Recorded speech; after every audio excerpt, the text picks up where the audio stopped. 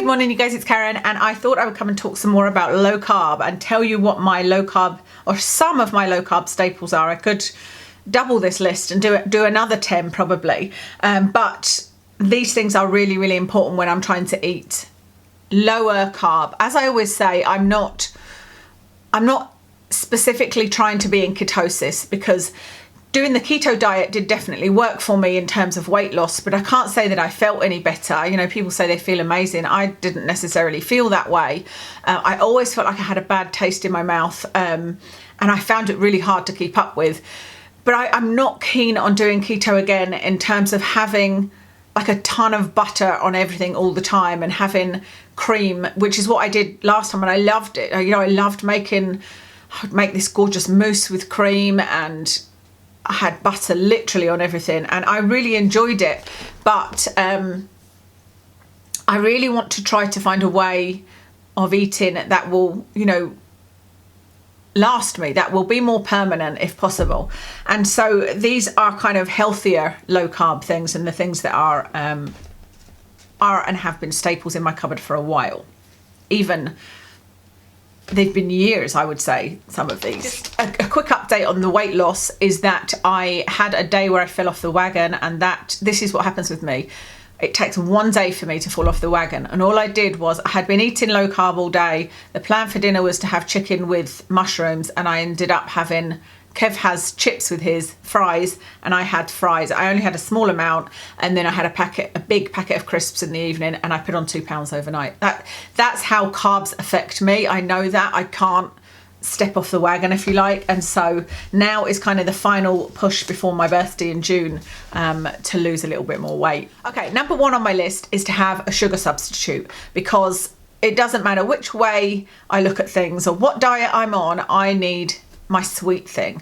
If I don't have my sweet thing, I'm sure if I bore with it and I withdrew myself from everything sweet, I would eventually not miss it. You know, I did go without chocolate for quite some time, for example, or cakes or anything like that. And right enough, I didn't miss it as much. But I will always get to a point where I just fancy a cake or I fancy something sweet.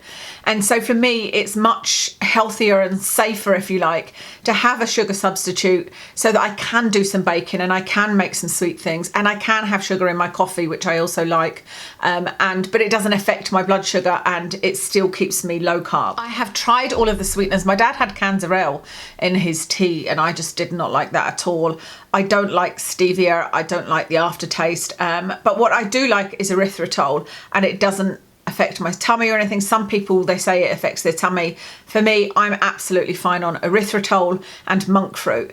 Monk fruit is a little bit harder to get hold of in the UK and a little bit more expensive. I think it's actually banned in the UK, but I did get some from eBay. Monk fruit is the one I prefer to put into my coffee, but like I said, it's harder to get hold of. So these are the two I have been buying. Like I said, I think I've been buying these for quite some years now. I've had at least 3 bags of this one. So this is natural ice and sugar alternative. So this is, what do they call this one? 100% natural erythritol, but then this is also 100% natural erythritol. This one is granulated, this one is not. This one is just like ice and sugar. And so I use this one in the peanut butter fudge that I make. I'm pretty sure I've done a video, so I'll link that if I have. What else do I use it in? I think it's just the fudge. Is that all? I use this in baking anyway, and not really anything else. I was thinking the other day it might be actually quite nice in any sort of porridge thing that you make, you know, because I haven't found a syrup that I love.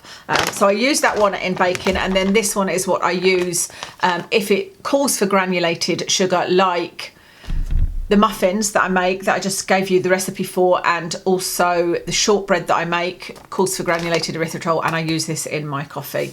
Absolutely love this brand, The Naked Living. These are reasonably priced and they last me a long time. So that's my sugar substitutes. Number 2 is ground almonds.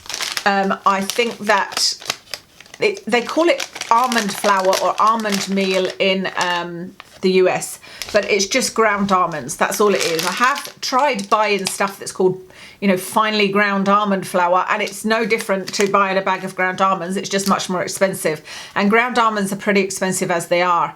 I would advise to always have a look at the carbs because they vary so wildly between different bags. These ones are Whitworth's, and I think these, no, I'm not going to think. Where's my glasses? I've lost my glasses. Do you know what? I've lost my glasses. I can't tell you, but yeah, always check the carbs. But I got the Whitworth's one, and I always have ground almonds in because there's so many things you can use them for. You can use them instead of breadcrumbs. So this is part of the what I use to coat the chicken nuggets. I've definitely done a video of me making those chicken nuggets, so I'll make sure I link that for you. But I also use them in a lot of bacon. I use them in the muffins. Are they in the biscuits? I can't remember. I think they probably are in the biscuits. Most things involve almond flour or coconut flour, and I prefer ground almonds. Number 3 on my list is a bread substitute. I need to have something that I can use instead of bread. And so when I did keto before 3 or 4 years ago, I would buy, it wasn't this exact one, it was called protein bread. You can buy it from Amazon. I'll link it for you. They all taste the same, but it's not the greatest to have as a sandwich. I wouldn't eat a sandwich with this. My husband sometimes took this to work, and he would have ham and hummus on it, I think, something like that. But I use this for toast. It takes a while to toast it, but with butter and this is what I was having before, butter and a poached egg on it, made a really, really nice lunch. Does it tell you the carbs? Oh, it's nice and big. 3.7 grams per slice. So it's not no carbs, but it's, you know, 4 grams for one slice. And, you know, if you're having your egg and your butter, then that would make a really, really nice lunch. So I would have that for toast. A more recent essential has been these low carb tortillas. This is the one I got a tomato flavored one, but I prefer the original. Thankfully, the others that I bought were original. I thought I would try one of these. My concern with this, it's not so bad if you're a family and you're all eating low carb, or if you and your partner are doing low carb or keto or whatever. But my concern with this was that I would buy them and only use a couple and then they'd get wasted. But I've actually been using these constantly. So I have salmon and things for lunch in the week, so I don't need to have a bread substitute. But I'll use these at the weekend. So normally I'll make up like a batch of egg mayonnaise or tuna mayonnaise on Friday, and I'll make us sandwiches to go on walks with Watson. Kev has normal bread. He doesn't want one of these. He doesn't mind them, but he prefers normal bread. So I'll have one on Saturday, one on Sunday, one on Monday. I also have one as a pizza, and they're lasting me 2 weeks, and so that's 4, and there's 8 in here, so they last me all that time, and they're absolutely fine. I don't freeze them or anything. So these are now definitely a staple for me. The other thing I did when I did have a couple left one week is I cut them up and put them in the air fryer. I just sprayed them with some oil, sprinkled some salt on, put them in the air fryer for 2 minutes, and they're like tortilla dips, and you can dip them in Philadelphia cheese. So it's essential to me to have a bread substitute. And I also got that bread recently, which was like blueberry bread, and that's more like the Live Life bread actually, which would be fine for sandwiches, but it's only very, very tiny. I've frozen the rest of the loaf, and I don't know whether I'll even use it, but I might use it for toast, maybe to have an egg on toast or something like that. What I have found with the substitutes, so for example, making sweet treats, making cakes, and using bread and things with ground almonds in and whatnot, things that have carbs in them, even though they're low carb, so even like these type of things, is to not try to just replicate your life for every meal, if that makes sense. So what I mean is I wouldn't have, like I've got some cereal now that is low carb, but I wouldn't have like the cereal for breakfast and a piece of toast, and then maybe bread for, you know, bread substitute for lunch, and then the protein rice at dinner, because I think overall it would add up to too much, especially if you're then eating cakes and, you know, the peanut butter fudge I make in between. It's about choosing. I try to choose 1, maximum 2 things per day that I'm going to have the substitute. So like today I'm having salmon for lunch, and I'm having a low carb dinner. We are having chicken, a coconut and lime chicken with asparagus. And so for breakfast, I had the cereal. That's my kind of carby thing, and then I'll have a few of the muffins that I've made. But yeah, I just thought it's worth saying that because I'm the worst at it. You know, if I find something that I like I'm going to tell you next about crackers. So number four essential to me is crackers, because I just think there's something that if you don't know what you fancy or you fancy a nibble, there's something that you can eat that are pretty low carb. These are the ones, I bought these from Carb Zone. These are called Olena's Simply Seed Crackers. I'll see if I can find, I'll give you a link to the Carb Zone ones, but they might do them on Amazon, which is easier to buy then, isn't it? And I have eaten nearly all of these, and I have eaten them with something that is not an essential, and I don't know whether to buy it again because it's just so tempting to eat. Like, I'm tempted to eat one right now. So this is what the crackers are like. And I have been dipping them in this low carb Belgian hazelnut spread, and oh my goodness, it's so yummy, so yummy. I'm not going to do it now, I'm going to resist. And this is great for times where if my head's really bad, I haven't had time to make muffins or to make my peanut butter fudge, because they're normally my sort of sweet tooth things, then I can have something like that. But I also found some crackers in Marks and Spencer's, and I couldn't believe how low carb they were. It doesn't say on it low carb, it just says super seed crackers, cheese and onion, over 85% seeds, and so high in fibre, veggie, source of protein. It doesn't even say low carb on it, but they are, I'm gonna have to tell you how many carbs there are, 3.3 grams per 100 grams. Now I reckon one of those is probably like 10 grams or something. So there's barely any carbs in these, barely. So I think these would be really nice with a bit of Philadelphia cheese on, a bit of soft cheese on, or any kind of cheese really, some butter and cheese. And they're really, they seem like they're really, really crisp, and they're properly formed into their little rounds, you know, same way as these are. So crackers is another thing that I normally like to have, some sort of cracker substitute. To me, I know it seems like there's a lot of staples and there's a lot of essentials that you would think, well, surely vegetables are a staple. They're not for me. I've told you before, I really struggle to eat vegetables, but on keto, that's one good thing. I do eat more vegetables. I've discovered this asparagus with cheese on it, which tastes lovely, and I eat cauliflower rice and things like that. So I eat more vegetables on keto, but it is essential for me to have options. That's what Kev always laughs at about me. It's like, you always got to have options. And if I've got a savoury option and a sweet option, and that I don't have to cook or bake, then it's more likely I'll stay on the straight and narrow, you know, and stick to what I've said I'm going to do. Number 5 is cheese. I'm not going to go and get it out of the fridge, but to have all sorts of cheeses, they're just so staple for a keto diet, unless you're trying to do, I'm not sure if, there seems to be different definitions of clean keto. Some people clean keto is having no carbs. To other people, clean keto is not eating things like burgers and bacon and cheese and stuff like that. And I know some people do dairy-free keto. I just can't imagine how that would even work, because like I said, cheese is a huge staple for me. Now, they tell you to have the full fat of everything, full fat cheese, and I don't and never have done that. I don't want to do that. I have the Philadelphia Light, I have the Cathedral City Light cheese, a block of cheese. Don't buy ready grated because that's high carb, and grate it myself, and I buy Parmesan, either one to grate, or I sometimes do have that ready grated, and that one's okay carb-wise. But I mean, I literally use that for everything. You know, I don't think that was the other thing I think that put me off keto, is that I felt like everything I had cheese on it. You know, whether I was having cheese for lunch, cheese for dinner. I feel like I've got a little bit better now. I'm thinking, right, what are we having today? No, today no cheese, because tonight is the coconut and lime chicken with, oh no, asparagus with cheese on it. And for lunch is salmon. Tomorrow I'll probably have eggs and cheese for lunch.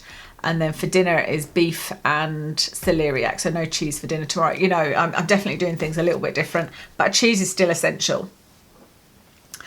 Sometimes at the weekend, if I don't want to do the not having anything after 7 o'clock on a Friday, Saturday necessarily. And if I fancy something because I have been having a Bacardi and Diet Coke, and I did that last time on keto, and it was fine.